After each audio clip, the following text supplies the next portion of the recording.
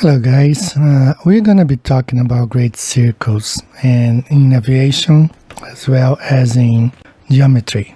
So in geometry we do have, and I can't deny that fact, that in geometry when calculating distance on a sphere you must use a great circle. So what's a great circle?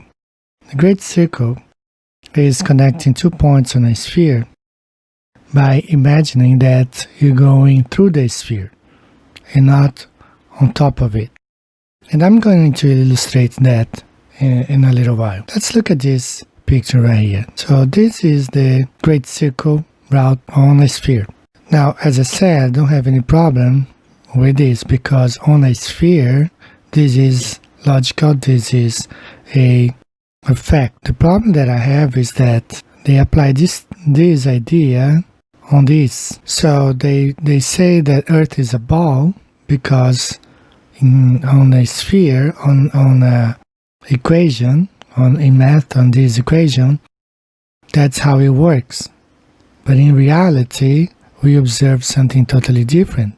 For this reason, I would say if the facts don't fit the theory, drop the theory. We should drop this theory that the Earth is a ball because the facts don't fit into this theory. We observe a flat horizon no matter how high you go, and there is no motion of the Earth.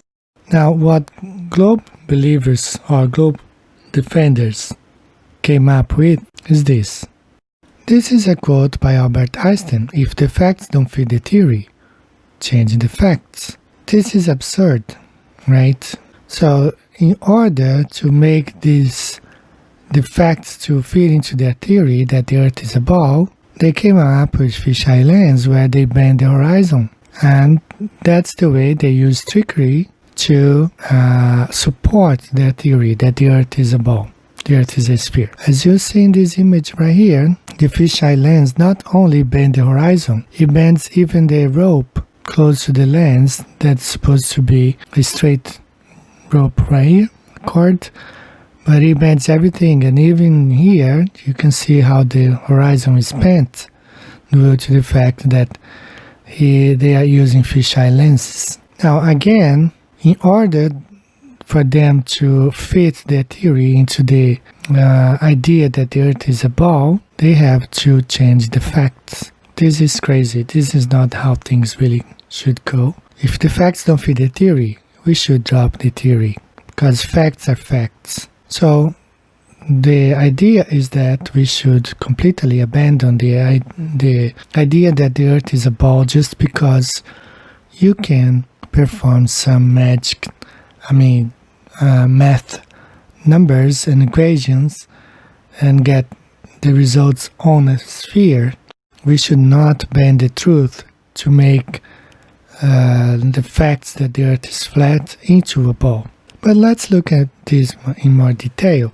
First of all, I want you guys to watch this short video about Uri Geller. Uri Geller was really famous when I was a kid. Lots of people talked about him. So let's watch this video. It will be very useful for the conclusion of this video. Look, you see it's beginning. Oh my God! It's unbelievable. It's bending upwards. At a restaurant table, Geller bent a spoon a little, and then the other diners started to take an interest. I didn't come to do a show here, but I'm doing it with my mind. It clearly seems to me as though he bent the spoon as he was standing up. Yes, of course. Yes. Then he walked over to one of the other diners and handed the spoon to her. And it's clear that the spoon is bent a lot more when it leaves his hand than when it went into his hands. He took the spoon and then said, well, I need to be near something metal. And he stepped to one side. And as he stepped over, he sort of pushed in and down. And then he turned the spoon and hid the bend behind his hand and then began to rub the spoon and made it appear that it was then bending. And I was very startled and in a way shocked, and I was thinking, what? I mean, this was his house in front of his family, and you don't go into another man's house and call him a liar in front of his own wife and children. To illustrate better what I have to say, let's use this silver sphere right here. I'm gonna make 2 dots here. We got here 2 dots, 2 points in this sphere. Now, first let me explain. So the idea is that on a sphere, you cannot draw a straight line connecting this black dot to this one. The idea is that the line should go through the sphere, like going on the inside. It's not on top of it. So for this reason, they draw a line that goes, the line arcs like this. So let me do it for you. Okay, this is the idea, that when connecting those 2 dots together on a sphere, we should not draw a straight line, but go around as if the line is going through the ball or around the highest point here of this sphere. Okay, so this is the idea.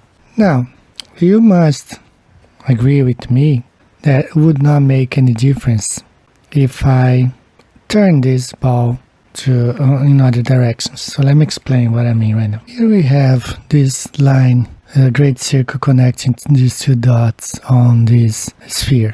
But let's say that I decide to turn this 90 degrees, let's say if I can do it through here.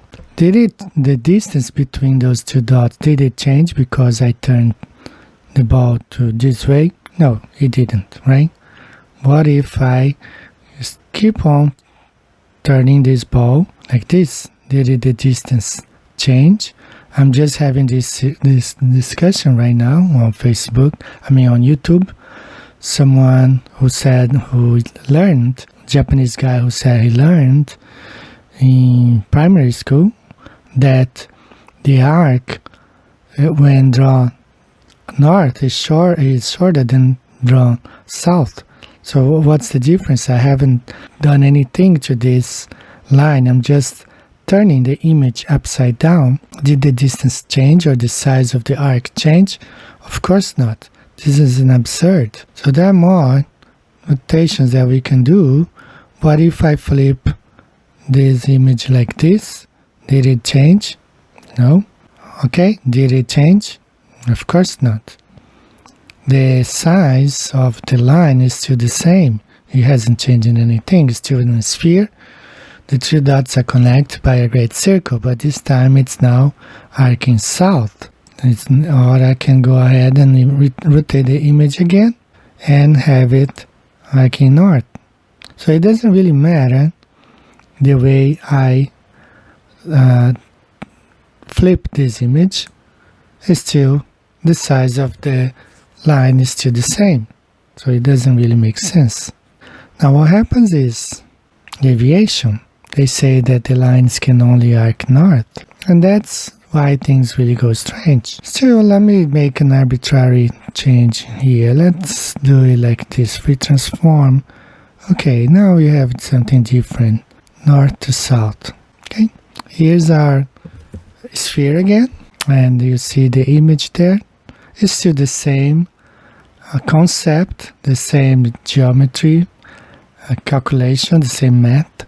It's the same thing. I'm just switching the ball, the sphere, rotating this arbitrarily, like I'm doing the way I want. It doesn't change. The equation or the size of the line is still the same. I'm not extending the line because I'm flipping the image, so it should all be okay, right? Well, not so much when you're dealing with Earth. Now, why is it different? Because Earth is not a globe. You cannot do this on Earth for real. So let's now compare this with the flat Earth. I'm going to try to illustrate what I want to say. I'm going to draw some names here. Let's name this dot. Okay, let's name this first dot Singapore. And let's name the second one Quito in Ecuador. Okay, both are exactly located at the equator. Now my ball is not really, let me fix a little bit here so there'll be no, it should be something like this. Okay, now so this is about right. You have the equator going this way. Let's fill this with some color. Okay, so that's the equator. We have Singapore and Quito. Alright, so this is a great circle connecting these two dots right here. Right? So most people will say this is okay, this is how it happens in real life. Right? But if I flip this and I will do it, okay, now look at this, and let me write other name here. Let me write Falklands, and this one here in Canada. Now this great circle does not apply anymore because from Halifax to Falklands it's right on the 60th parallel, and the flight from Halifax to Falklands flies straight. It doesn't really circle either way, either right or left. It goes straight. See how things change? Because Earth is not a globe, and I will explain exactly what I mean. So this image I got from a aviation website. Someone asked them to draw a line, a great circle route between Singapore and Quito on the equator. And the people there, they run the site, the website, or the pilots, they came up with this here, demonstrating that you could either fly north, arc north or south from Singapore to Quito. But as I went to the Great Circle Map website where you calculate the Great Circle routes by airplane between these two cities, they only give you one option. And this one gives you way north of Hawaii. While Google Maps give us the same Great Circle route going above north, arcing north of the equator, but somehow flying south of Hawaii, while this one shows going way north. But one thing is for sure, this line down here, it cannot be executed. They can make a drawing on a cartoon CGI map, ball, sphere, but in reality, this flight could never be executed like this arcing south. This is the reason why, especially the Great Circle Mapper gave us a route going way above Hawaii. Singapore right here and Quito or Quito. Okay, this is the line that would take it to fly from this city to Quito, Ecuador. Both stand right on the equator. This grayish blackish line here is the equator.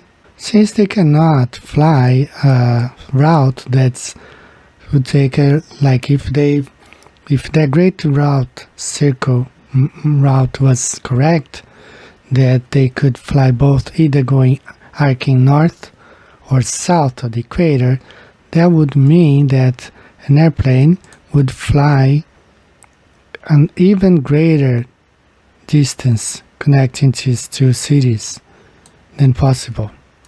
Make a little bit smaller.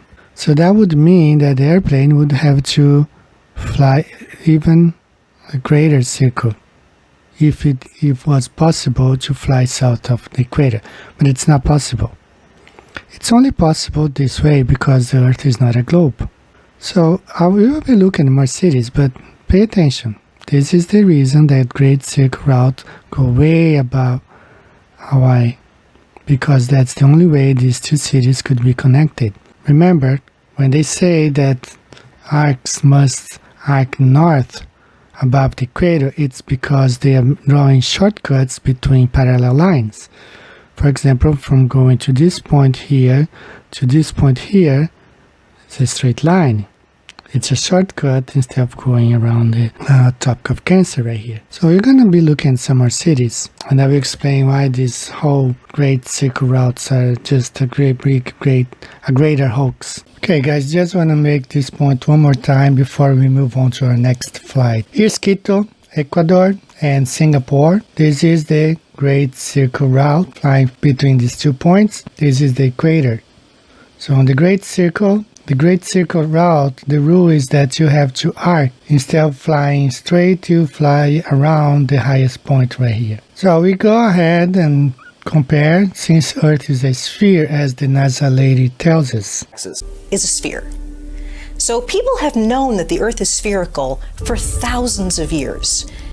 We really need to put this question to bed because we've known the Earth is a sphere for a long time. So since Earth is a complete sphere, there are 2 spheres right here, one side by side to the other, same size. So what I did, I just picked that great circle route and copy it to this sphere right here. So both are correct according to the Great Circle Map website. This is a great circle route between this point. This is a great circle route between this point and this point. Now, we turn this sphere to the side, it's still the same great circle route here. It doesn't change a thing, because a sphere, you must calculate the great circle route going around.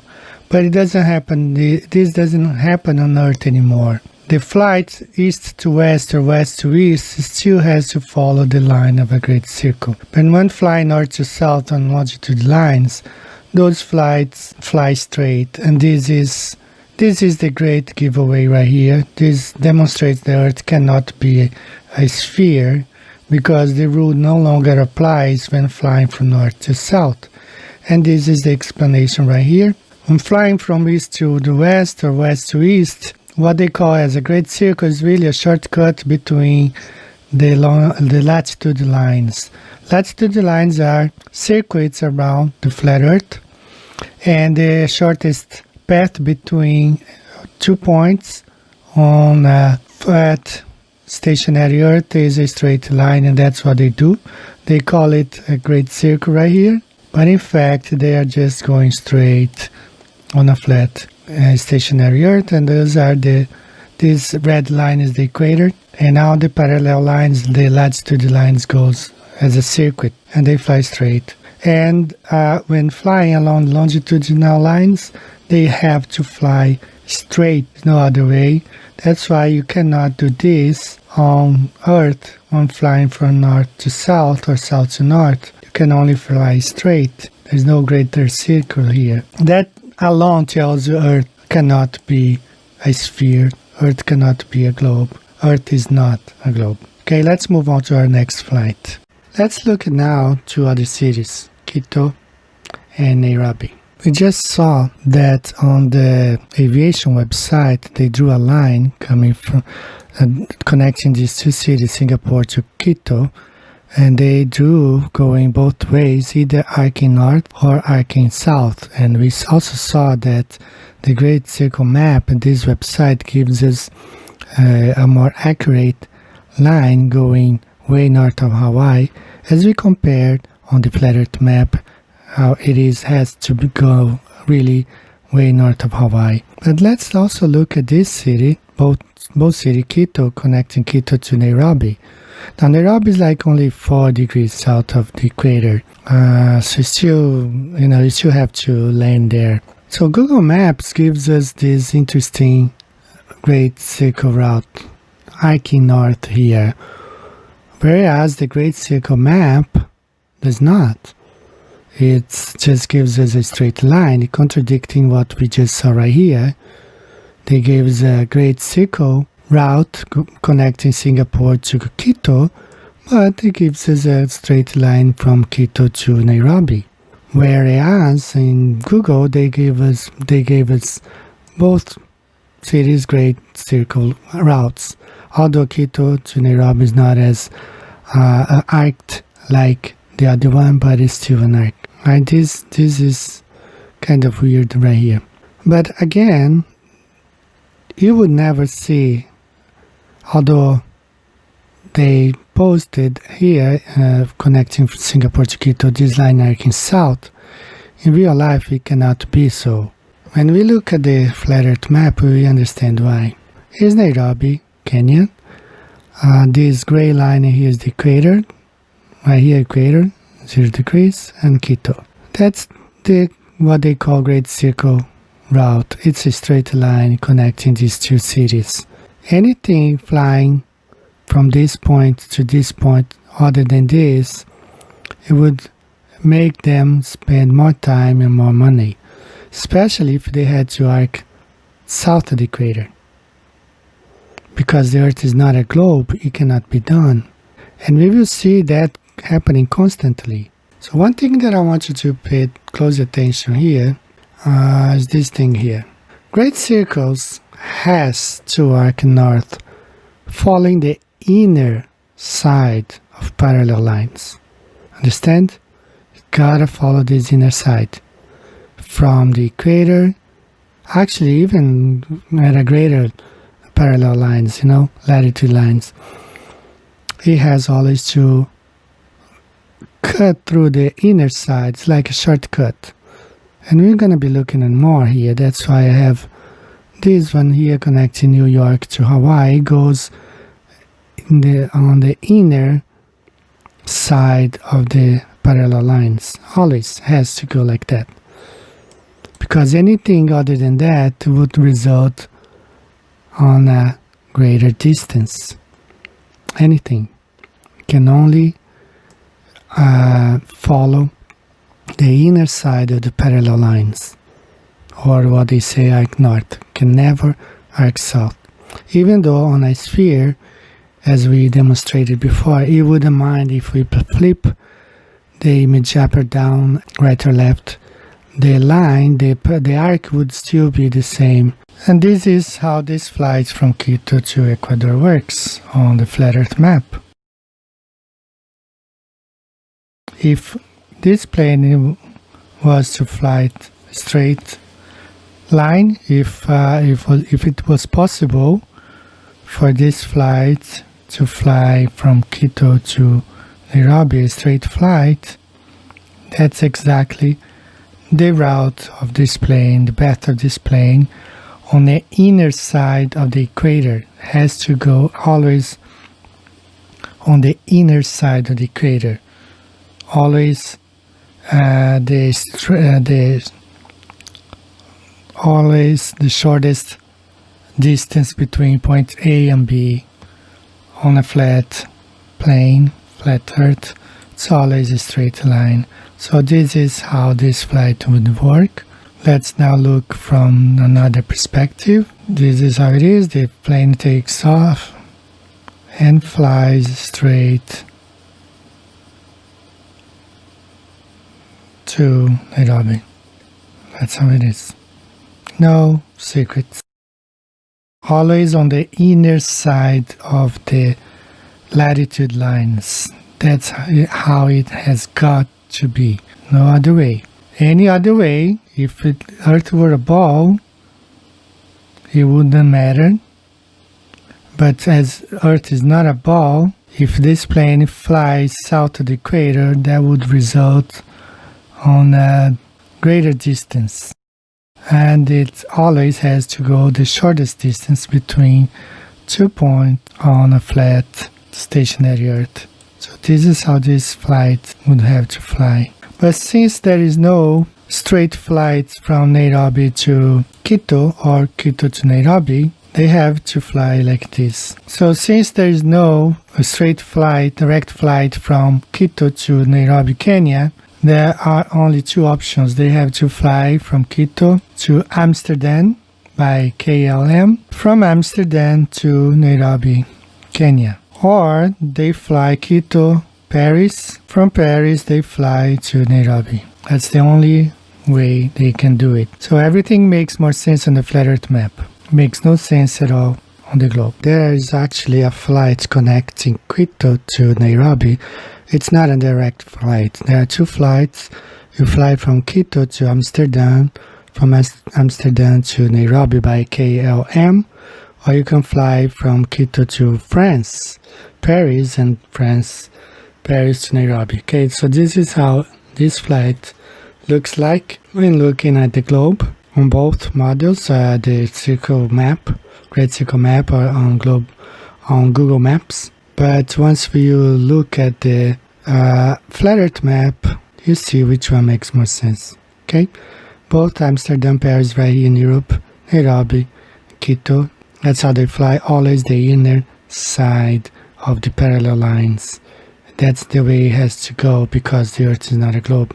It has to fly this way. Any other way, south of the equator, would result on a longer distance. And remember, the Great Circle routes they call, it's only and always flying straight path within the inner circles of the latitude lines. That's what it is. No secret.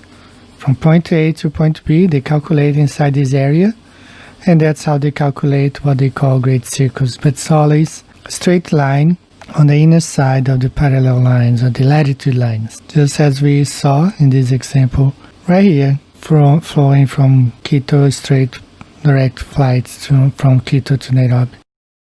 Always straight line on the inner side of the latitude lines, always. That's the secret of the Great Circle. Okay, there's no other explanation. This is the secret right here. They fly straight within these latitude lines, always. So you guys remember when I flipped this ball, Halifax, Canada to Falklands, and the Great Circle route should still work because it's still a sphere. Just because I switch its sides, and I will do it again, just as an illustration, okay?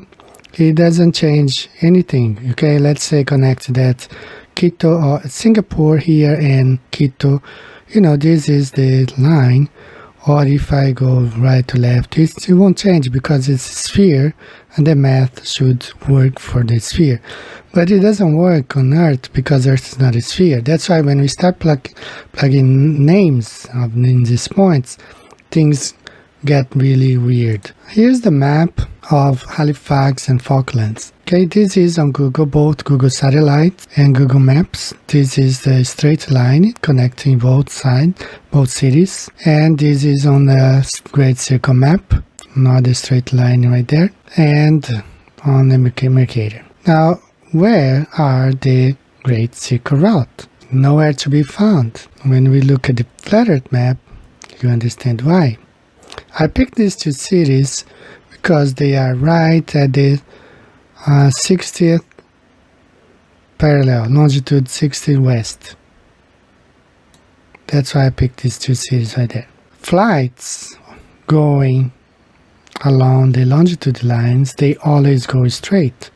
It has to go straight because the Earth is flat. It has to go straight. There's no other way in all the other lines. Anywhere you fly on the flat Earth, following the longitude lines, you're gonna fly straight. Whereas when flying from east to west or west to east, you always have to cut through, get a shortcut in between the parallel lines. That's how it is. And this is what they call a great circle. But this is the reason why you won't see an arcing going to one direction here, right or left, because Earth is not a ball. And when you get to long areas of longitude, they have to fly straight.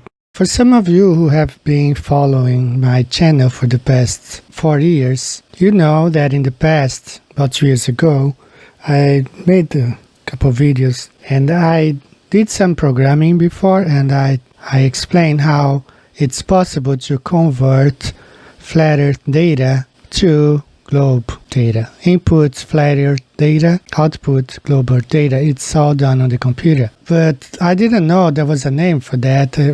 Just recently, Taboo Conspiracy 2, he received an email from a Kansas whistleblower where he named the program. He named the program as cryptic flight sequentials. So it's not nothing new to me. I have heard before, I just didn't know there was a name. So I'm going to go ahead and play his, I credit to Taboo Conspiracy too, of course. Please subscribe to his channel. But I'm going to play here now the whistleblower explaining how things work. And it's exactly what I've been saying all along, that north to south flights fly straight from east to west. They gotta go through the latitude lines, shortcuts, what they call great circles. So let's listen to this email. I have been a quiet follower of your channel and have seen the drama over your recent video. Let me tell you about myself. I joined the Royal Australian Air Force in 1987 and flew transport aircraft, Hercules C-130H, for 6 years. After this, I joined Qantas and was the second officer on the 747-400, being promoted to first officer in 1999. Unfortunately, I lost my aircrew medical status due to early onset diabetes. I was then offered a position in the flight planning department. This is when my life changed. We were responsible for producing the flight plans for the entire airline network. The program we use for flight planning uses algorithms called cryptactic flight sequentials. And it was clear these were converting plane geometry to make it appear as if the coordinates were on a globe. When I questioned my coworkers, the answer I received repeatedly was, "Don't ask, just approve the plan." I knew something was not right, but who was I to question Qantas flight planning? So I did my job and never asked again. The best I understand is that KLS algorithm applies a scaling factor to distances based on the direction and proximity to the equator. Taken from the UTM grid, which is rectangular for a flat plane, the adjustment will generate a course and a distance that makes it appear to be produced for a globe. The UTM is the Universal Transverse Mercator Grid, which is used by the military. As an example, flying from point A to point B might be 500 kilometers, but for a globe, that distance needs to be 450 kilometers. If going east or west, the distance is computed and adjusted based on the latitude. When flying north or south, the distances don't require this adjustment. And any direction in between needs a factored scaling. This produces a flight plan that would convince anyone it was based on a globe.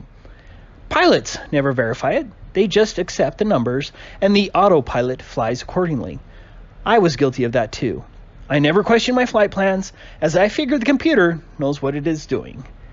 When I was on the 130, we had a full-time navigator who did all the work.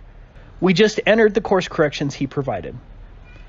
The 130 is the Hercules C-130, a military transport aircraft. This is what I flew with the 36th Squadron. I was captain for 4 years and held flight lieutenant rank on discharge. I held an airline transport pilot license when working with Qantas. I did no other commercial flying except for Qantas. I joined Qantas at the end of 1994 and 5 years later attained first officer rank. That is normal for the promotion rate at the time. I was in the flight planning department, which is part of Qantas operations. We were located at the jet base at Kingsford Smith Airport. I don't know if I would call myself a flat earther just yet, but I believe it could be flat. My opinion of the flat earth is that there are a lot of people searching for the truth right now, just as I am. The pieces of the puzzle are coming together, even though there is some incorrect information being presented too, which makes it easy for people to dismiss it. The KLS math does make flat look like a globe, so that is strong evidence to me it is not a globe.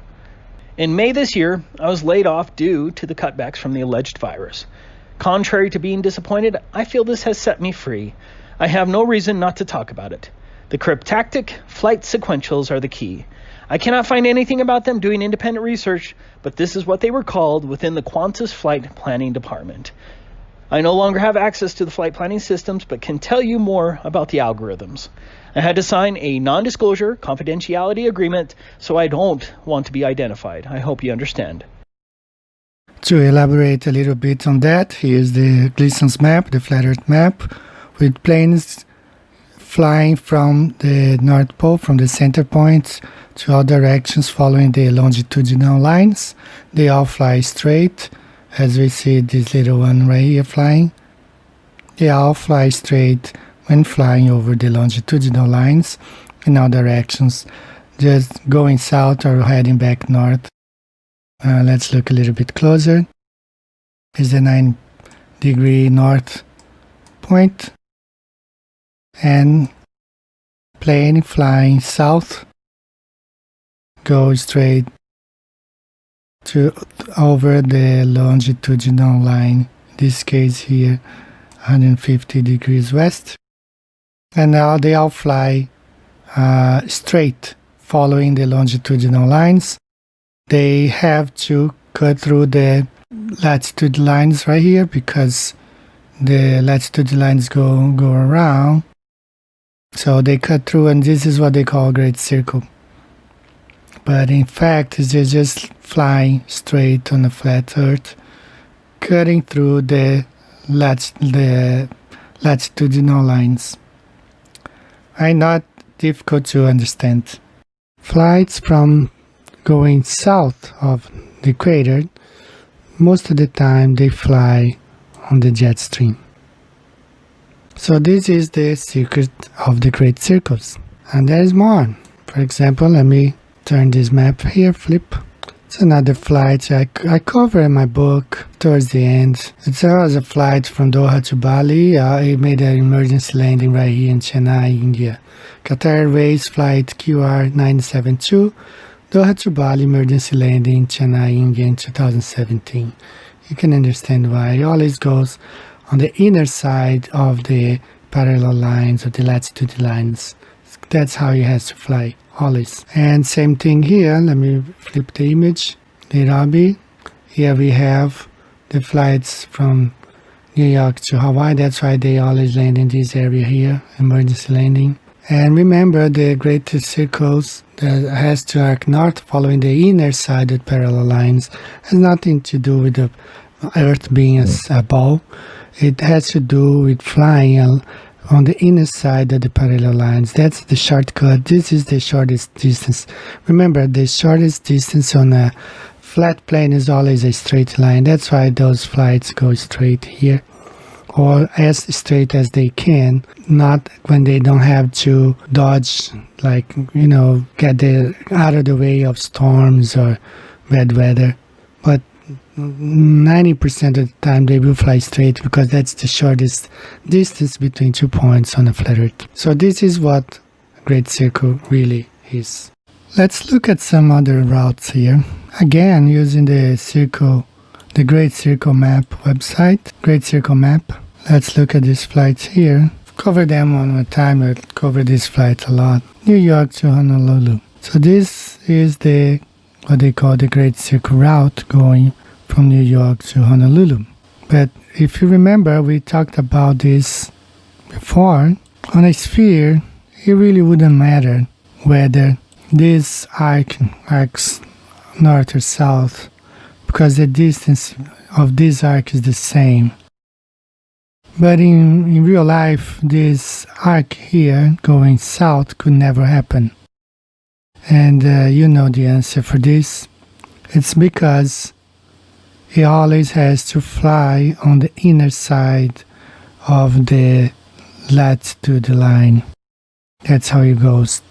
Even though Hawaiian Airlines channel, YouTube, does have a video of a flight from New York to Honolulu arcing south, it does not really happen like that. No pilot would agree with this. For some reason, the graphic designers, the mathematicians that made this video for them, did calculate a great circle, but arcing south, they just treated the Earth like a ball. But because Earth is not a ball, it cannot be done. If Earth were a ball, it would be okay for this arc south. But since Earth is not a ball, it cannot be done whatsoever. It can only arc north, because again, as we have seen, path of this flight has to go along the inner side of the parallel, the latitude line.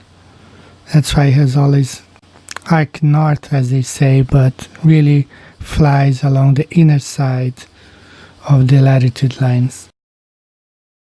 I want to credit this video to Immune to BS. He pointed that out in his website a couple of years ago. And this is what I've been telling about flights going from north to south. They fly straight on the flat Earth map. So this is the azimuthal equidistant projection.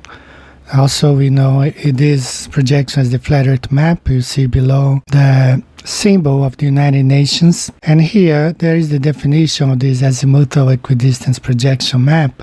The azimuthal equidistant projection is an azimuthal map projection. It has the useful properties that all points on the map are at proportionately correct distance from the center point, and that all points on the map are at the correct azimuth or direction from the center point. And down below here we have some more explanation about distances and directions to all places are true only from the center points of projection. Distances are correct between points along straight lines through the center. All other distances are incorrect. Distortion of areas and shapes increases with distance from the center point. All the longitudinal lines are equal distance from the center point, and that's where the airplanes fly straight. Latitude lines are not equal distance from center point, but the equator is equal distance to the longitudinal lines. So they show you this, the globe spinning ball in space, but they measure this, the flat Earth. So all the conversions which we'll be talking about are based from the flat Earth map to the globe Earth. The flat Earth map came first. The azimuthal equidistance map is the way the world is. Wake up. During the Second World War, you see lots of flat Earth map coming to light, being published, because they could not count on the globe or the Mercator. Everything started to change in the mid-20th century. There was a world war, and more airplanes were being used than ever before. Editorials published in the New York Times in the 40s called for the Mercator to be discarded and reminded readers the grossness of its errors should not be forgotten. In a series of orthographic maps in 1942 and 43, Fortune magazine declared the Mercator is no map for global war, and it was a dangerous map to use in studying global strategy. An expose on cartography life published around the same time called the Mercator a mental hazard in a war that is plotted on great circles across the land and sea and through the air. There are several versions of it, and you see pictures, even Hitler, next to flat Earth map, and I'm going to be displaying here, and as you see here displayed, some of the ones came up during the Second World War. Because Earth is not a globe, they could not rely on a globe projection or a Mercator projection, and so many problems they had, so that's why they came up with the flat Earth map during the World War II. So I do sometimes exchange some messages with Wolfie 6020, and I don't understand much about these guys who claim to be smart, but at the same time they ignore data coming from those universities. There are many reports saying that not only Kansas is the flattest U.S. state, but the whole southeast region of the United States is flat. The total from Florida to Kansas, it's all flat land. So I did ask him what would he do if he had to fly from Florida, from Miami to Kansas. Would he crash the plane? Because he says that flight plans can only be made on a sphere. And I asked him, what would you do if you're flying and then you come to face some flat region on Earth, like, from flying from Miami to Kansas? He said he would still calculate a great circle route. Let me explain why. Here we have Wolfie's flight plan from Miami to Kansas City as a great circle route. Wolfie could only fly like this. He could not fly like this. And see what I'm trying to say here? If Earth were truly a sphere, it would make no difference for great circles to arc north or south, as we have demonstrated before. But because Earth is not a sphere, it can only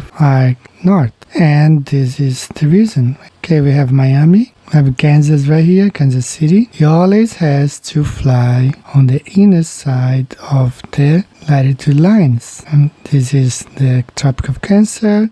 And of course, we have more latitude lines here. So he has to cut through them, making a shortcut on the inner side only. That's his so-called Great Circle. It's nothing more than what we've been trying to say so far, with all these lines going to the inner side of the latitude lines. So this is what they call Great Circle.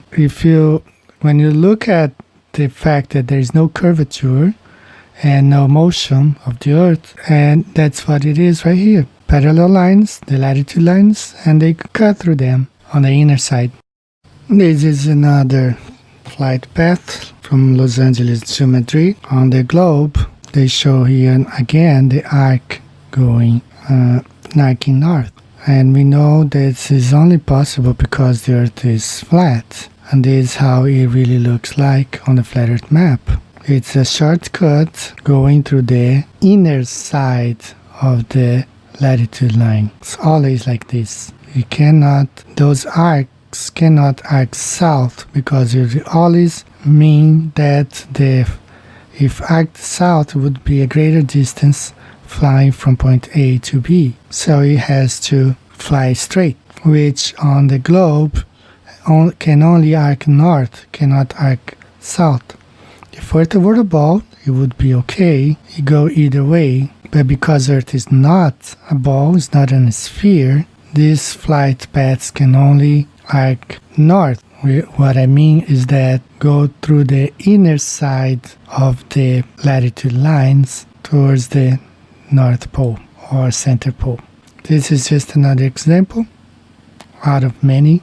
Los Angeles to Madrid, this is the flight path. Has to go this way. Now all these great circle calculations is only possible if Earth is truly a sphere. All those flight paths, calculations, the distance, everything that's calculated, it means that Earth can only be a sphere, as we see here. If Earth were of any other shape, those calculations and flight routes would not work, right?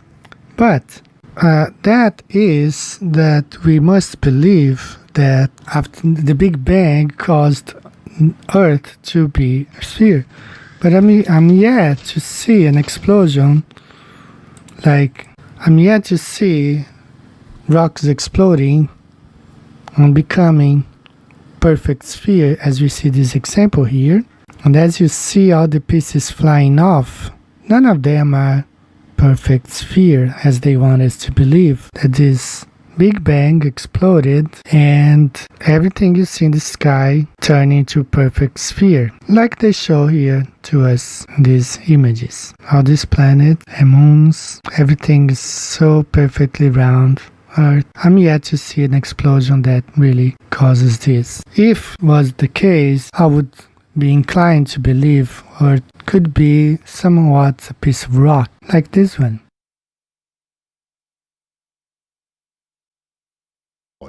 But not only that, it's slightly wider below the equator than above the equator.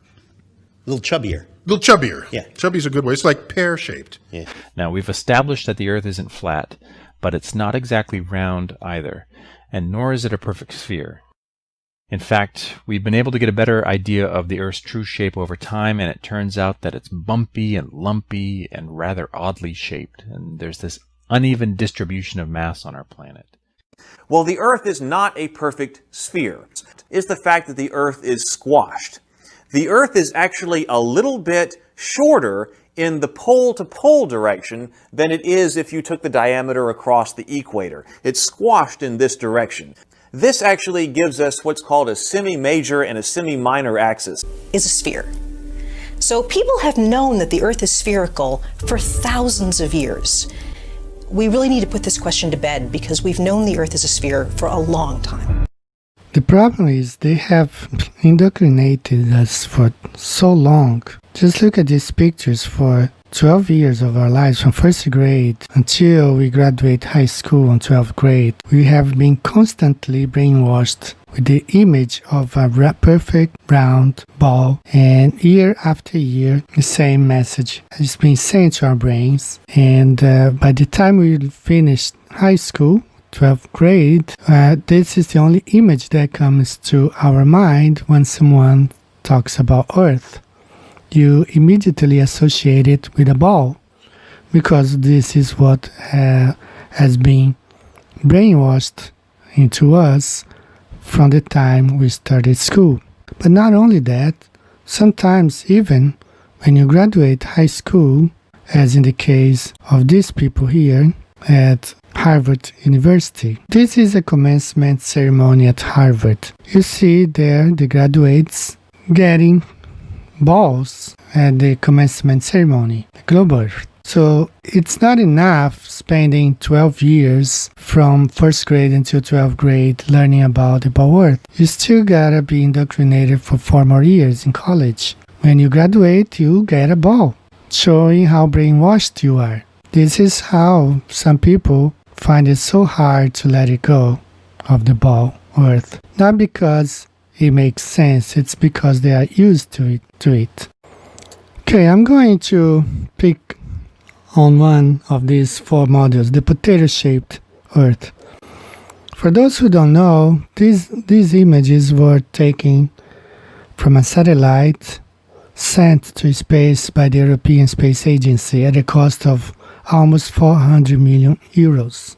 These are the images they have sent, showing Earth to be of this shape, what they call potato shape. So let's look closely to these images as I'm trying to make my point. So here we have Frankfurt in this image right there.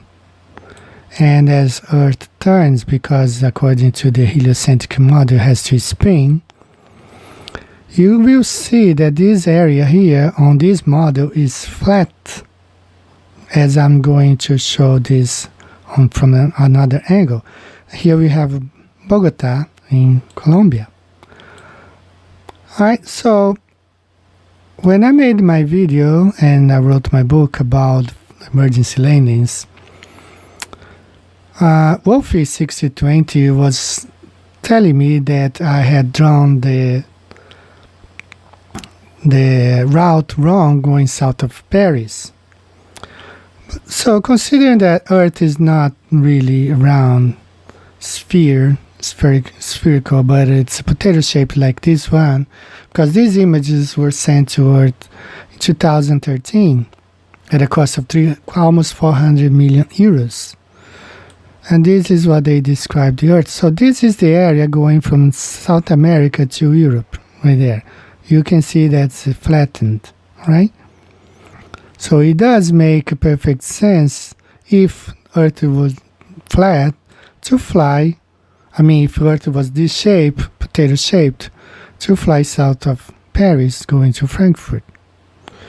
Now this is the route that Wolfie said it would make more sense.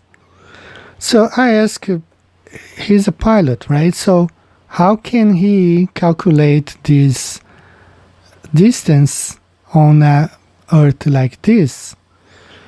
This bump is at least 50 times higher than the highest mountain, like the Everest. How can he fly from Bogota to Frankfurt going that route, which he claims is the correct one, on Earth that is shaped like a potato? So my question to Wolfie and to the other pilots is this: do you get updates every time they send out those satellites and they come up with different shapes of Earth? Do you get like updates? Hey guys, we gotta get together now and recalculate our flight plans and do everything all over, because it turned out that Earth is not a sphere as we have been calculating all these years. It's totally different. It's potato shaped now. So we have to drop everything we have learned? Do they call you at the FAA? Do they send out briefings saying for all the pilots to relearn the routes and recalculate because the old ones no longer apply because Earth has just changed its shape? They have just found out that Earth is no longer a perfect sphere, is now a potato shape. Do you all get those updates? Or are you like that astronaut who said that when he flew to the moon, when he went to the moon, he was not affected by the Van Allen belts because at the time when he went to the moon, they didn't know it existed. So ignorance kept him from getting sick of the radiation. So is ignorance making your flight paths not to go out of what you should go, miss your target, because you just don't know the Earth changed its shape? Any ill effects from the Van Allen radiation belts? No. Now, I'm not sure we went far enough out to encounter the Van Allen radiation belt. Maybe we did. Beginning at an altitude of 1,000 miles and extending an additional 25,000 miles, lay lethal bands of radiation called the Van Allen radiation belts. Every space mission in history with humans on board, from both the United States and Soviet Union, from the first in 1961 to the present, has been well below this deadly radiation field. Mercury, Gemini, Soyuz, Skylab, the Space Shuttle, all maintained altitudes well below 1,000 miles. All except Apollo. I don't know the distance to the Van Allen radiation belt. And if we did, it wasn't a problem. If we were going to encounter it, then we would have had to build the spacecraft and the spacesuit to not give humans a problem. You don't just build something and hope it works. You study to see what the threats are, the environment is, and then you say, how thick do I have to make the metal on the spacecraft so that going through this kind of radiation or these kind of meteoroids, it won't get hurt. And so then we build it that way. The belts are 1,000 miles to 25,000 miles above the Earth. Then we went right out through them. No effects on your cells? We didn't even know it. I don't think anybody, well, maybe somebody said you went through the radiation belt, but we didn't feel it inside, and we didn't get any, added radiation. What powered the Earth? Batteries.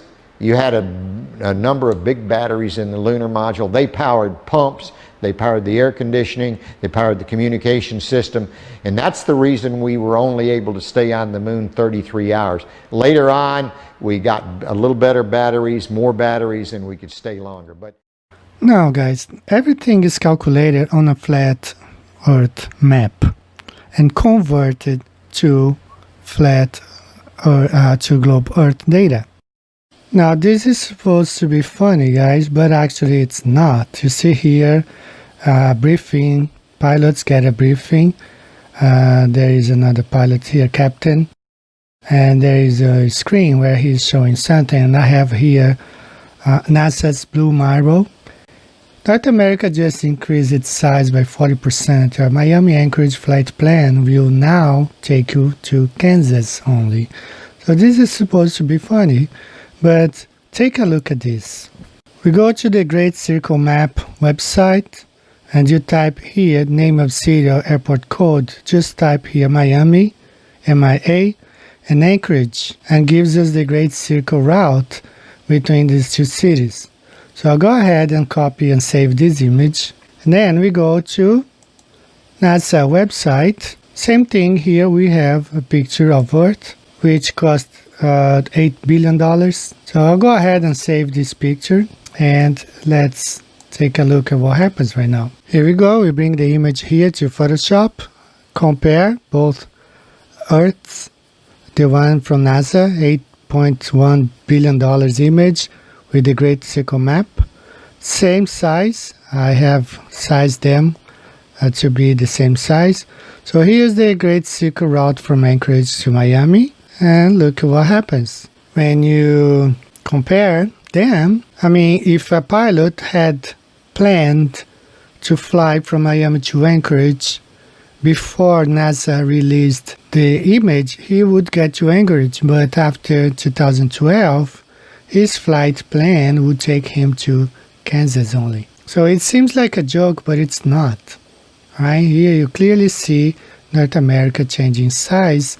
So the flight plan no longer is valid. That's why we're saying that nothing is done on the globe. Everything is planned and executed on the flat Earth map. As I pointed out in the beginning when I did show a video demonstrating Uri Geller, and as he performed some tricks to deceive the people. The subject was Uri Geller, a young Israeli who claimed to have supernatural powers. In the early 1970s, Geller became a superstar, the most famous psychic in the world. And then, of course, there was Mr. Geller's appearance on The Tonight Show. I got a call after they booked him to appear. Would you welcome, please, Uri Geller. Johnny had been a magician himself and was skeptical. I was asked to help prevent any trickery. Nice to see you. Thanks. We have only met... This scares me. This scares you? Well, we just got some things together here. And I told them to provide their own props and not to let Geller or his people anywhere near them. Also, one of our staff members did some drawings which have been sealed in an envelope, and I'd like you to take your own pace when you feel like you want to try anything. Right. Do you want to try that particular experiment first? When I'll feel for it. When okay? you Sure.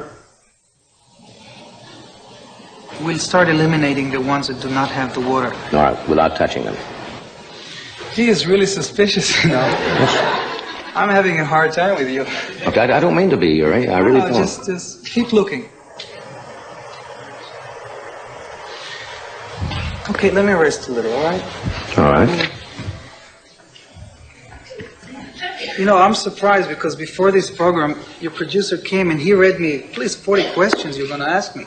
Well, I can ask you all kinds of questions if you'd like me to ask you questions. I have to have time, and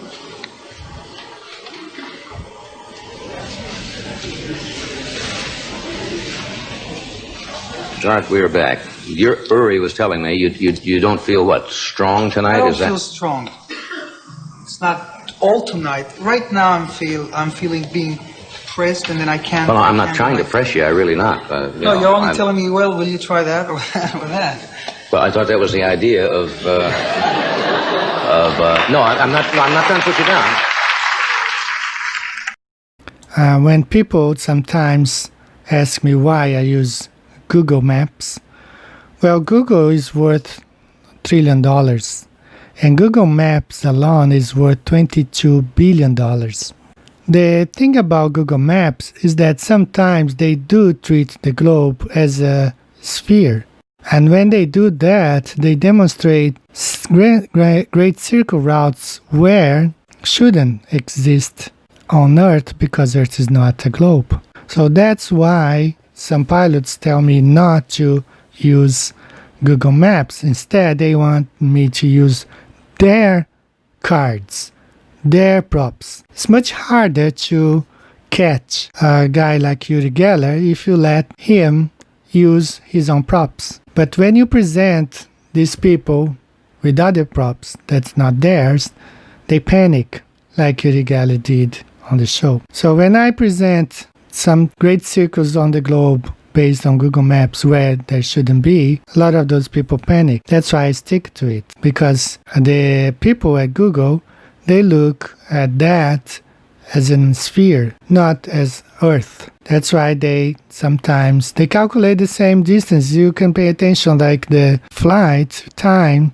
is still the same, whether the arc is arcing north or south, still the same, because they are dealing with a sphere. They are showing the formulas on a sphere. So guys, because Earth is not a globe, that's why all the planning are made on a flat, non-rotating Earth. As Pastor Dinodo pointed out, collecting several documents, government documents, as we will see here.